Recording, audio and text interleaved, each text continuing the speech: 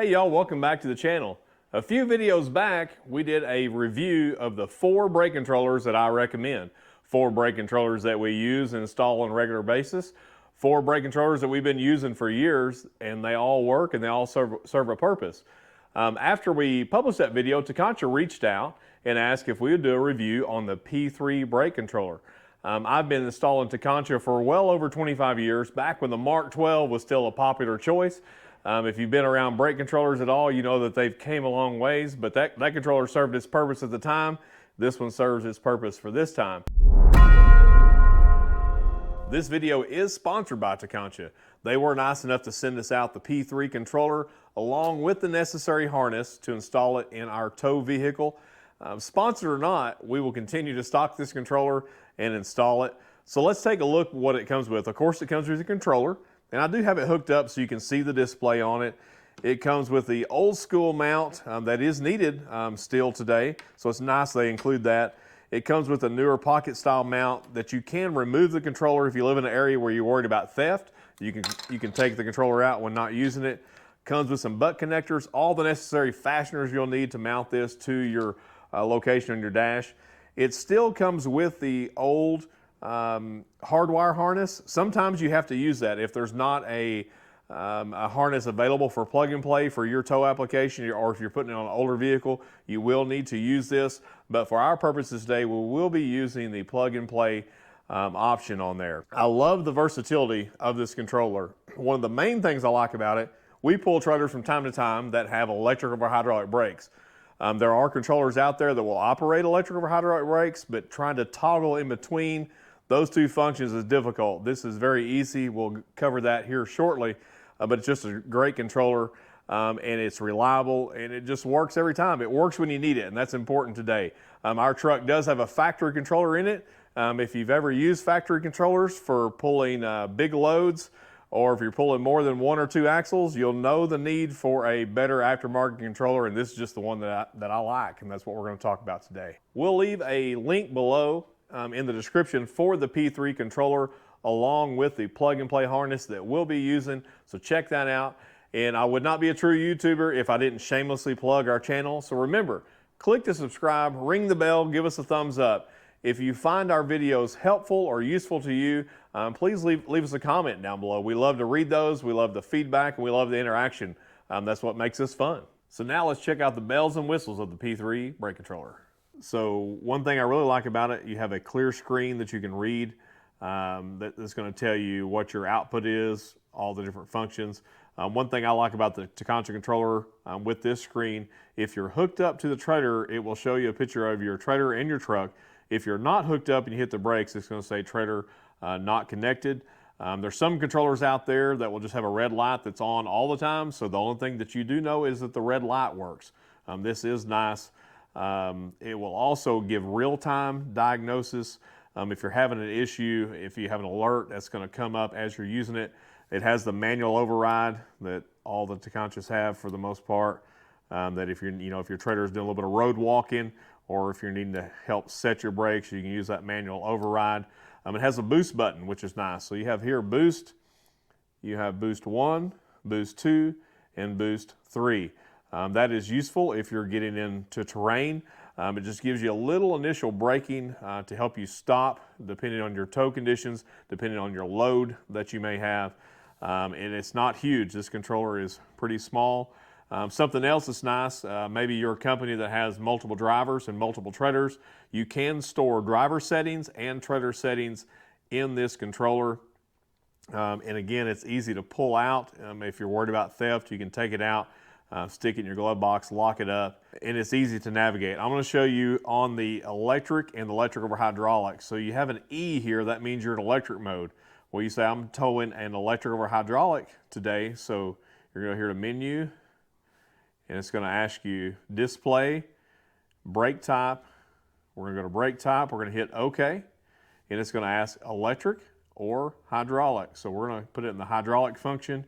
You're going to hit OK, it's going to ask you to confirm, and now it's got an H for hydraulic. To take it back out of that, same thing, menu, brake type, OK, we're going to go back to electric, OK, confirm, and we're back to electric. Something I didn't mention is what's neat about this controller.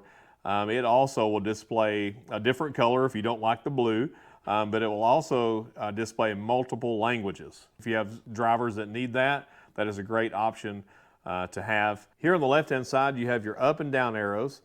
This will set your output. So we can move it up. Let's just go to 6.5. We would hit OK. And if you pull your manual control over, it's at 6.5. It's not going to go above that. It will go below it, and we get that question a lot. Well, when I'm hitting my brakes, it's only showing 1 or 2. Well, that depends on your speed. This works off of inertia. So if you're rolling up to a slow stop or you don't have a heavy load, it's not going to put out all of the output. Now, if someone pulls out in front of you and you have to slam on the brakes, it's going to give you more braking. So that is nice. It's not just full output all the time. Another question that I get a lot is, well, how do I know how to set it? Well, that's just going to come with experience. You're going to have to change it.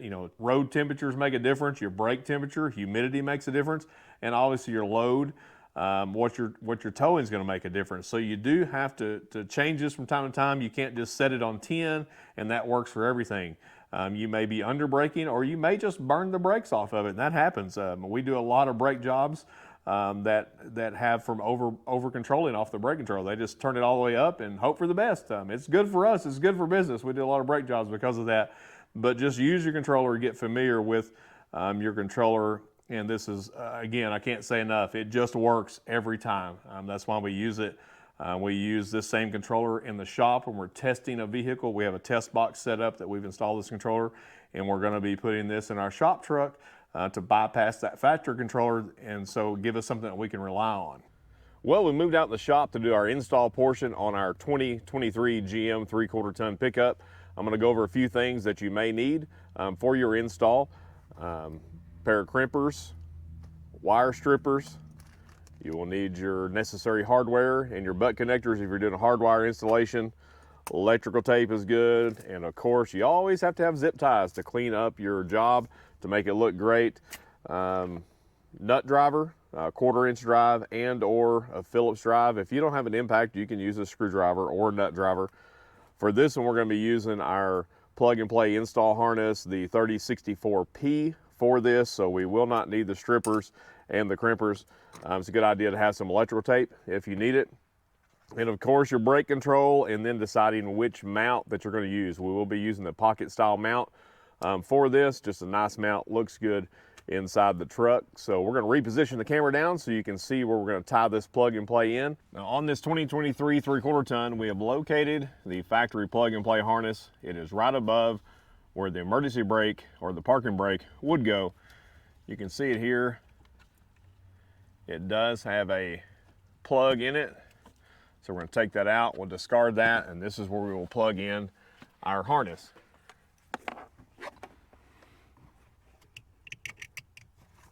So we have that plugged in, it's secure. Now we're going to route our wiring up to our controller. Make sure you don't get it around the brake or the accelerator pedal. Nothing where it's going to create a binding issue or cause your wires to pinch.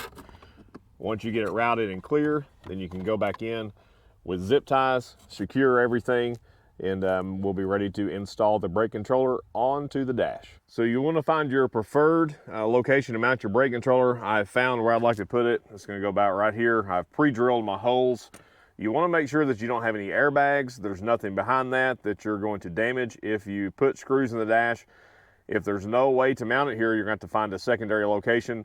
I just prefer to do it on the right-hand side. When you do it on the left, sometimes you will hit it with your knee when you're getting in and out of the vehicle. So we're going to put the first bracket on.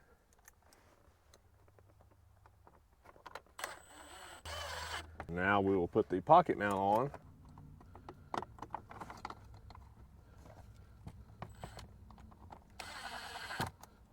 And there is no way to get in there to do that screw. So we're just going to use a boxed-in wrench. If you have a gear wrench, that will make it go a lot quicker. If you don't, just enjoy the ride.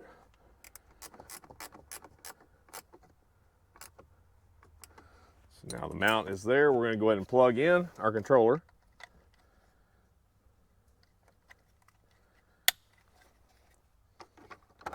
And clip it into our mount. We have no trailer connected now, so it's showing that. If you hit to try to do any settings on that for your gain, there's no trailer connected, which, like I said, that's better than some controllers. You know that at least you either don't have a connection or you may have a bad connection. Now, depending on your application and your model, this may or may not complete your brake controller install. For our purposes on the 2023 GM 3/4 ton, it does have a factory controller, so to completely bypass that, we will have to run our own 10-gauge brake wire. And the way we will do that, we will make a connection coming off of the harness out of the back of the controller. We will hook a 10-gauge wire to that wire, run it through the firewall, down the frame. We will disconnect the factory brake controller wire at the 7-way plug on the bumper and then make our connection there. We will leave the factory wire intact. We will put a heat shrink butt connector on it or some heat shrink tubing to protect that wire in case we ever do want to put it back to the factory controller. We will show that step by step in another video. That does take some time to do that. If your truck did not come with a brake controller, most of the time you can just use the plug and play, maybe have to put a fuse in place. Just see your factory specs for your vehicle. Many times if you don't have a factory controller, it will come with a factory supplied harness that you can connect directly to your brake controller. So thank you for tuning in. Remember to give us a thumbs up. If you have any questions or comments, please leave those below.